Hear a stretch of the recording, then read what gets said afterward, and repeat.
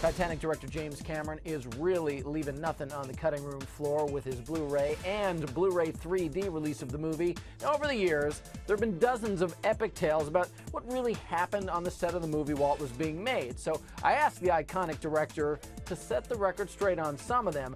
Wait until you hear if it's really true that clam chowder spiked with angel dust actually got served to the crew on the film. And James reveals a big secret right here on Showbiz Tonight about Avatar. According to the internet, which is not always reliable, by the way. No, I've heard that. The studio wanted Matthew McConaughey, and you wanted Leo DiCaprio for the role of Jack. True or false? True. Any... I had to, well, you want an explanation? Oh, I thought this was a true or false. Well, I was actually surprised. Oh, so it's an essay question.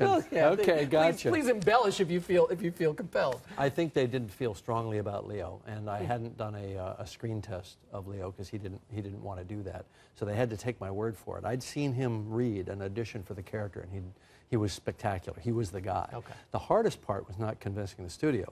It was convincing Leo, because it took me, I think, 5 or 6 weeks to talk him into the role.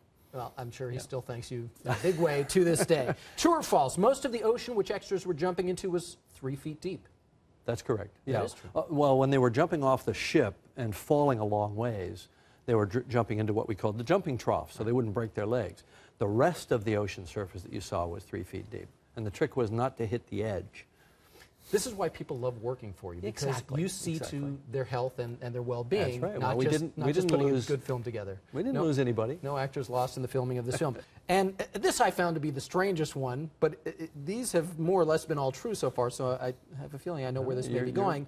You're on a roll. On the final night of shooting, do you know where this is going? In Nova Scotia, a prankster mixed angel dust into the clam chowder, served to the cast and crew. 80 people were taken ill, 50 hospitalized with hallucinations. When you realized what was going on, you forced yourself to vomit before the drug took effect. That's correct. I actually thought that it was that I was suffering from paralytic neurotoxin from shellfish, because it was a mussel chowder. Right. Right. And so I didn't want to lose any production time, so I just went and by the time I came back, everybody was you know, coming on to what turned out to be PCP. Hardly a prankster. I would call them a criminal. Yeah. I think that goes a little bit beyond a practical joke, you know, when 86 people go to the hospital. Obviously, you also made history with Avatar, which also ranks as many people's favorite film of all time. And I know you're getting set, I guess you're in pre-production now for Avatars 2 and 3. Yeah. You'll be filming those back to back? Yeah. Kind of a combined schedule, if you will, you know, so we'll use the sets that appear in both films, we'll shoot them at the same time. So help me out here, James, because I've been reading a lot and seeing what people have been talking about and asking you about in some instances.